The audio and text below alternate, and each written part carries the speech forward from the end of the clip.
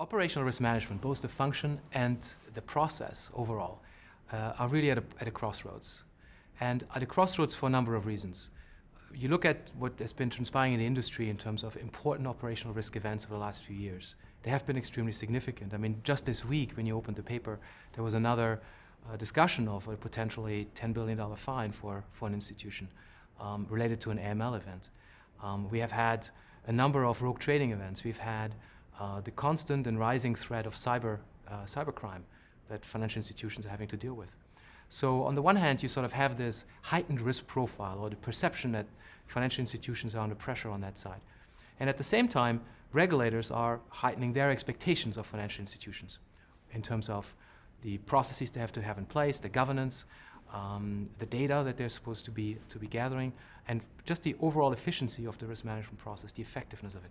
What that translates to is a lot of pressure on the operational risk function and on the process itself to be more efficient, to help prevent or at least detect in advance the next big operational risk event, to do more with less, and to help institutions really meet their regulatory obligations and their regulatory deadlines that for many of them are quite pressing right now.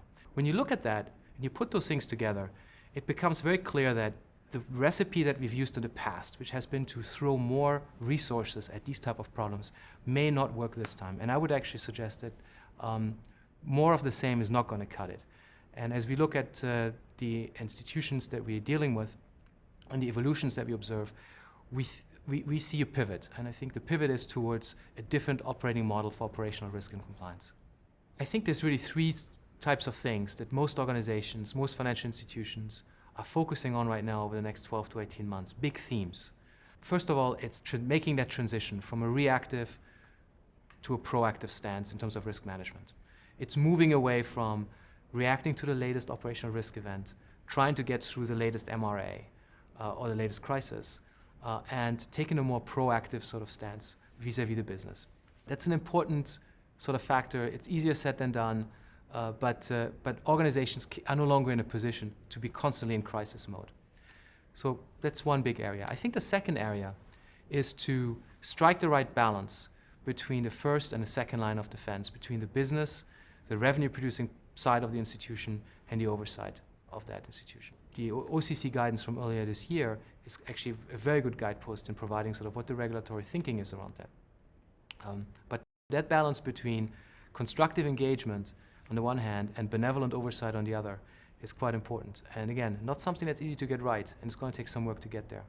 And then thirdly, in order for operational risk and compliance functions to be really effective in this new environment, they have to ask themselves the question, do we have the right capabilities in terms of data, in terms of supporting systems, in terms of processes that they execute from a risk management perspective, and then frankly sometimes in terms of talent.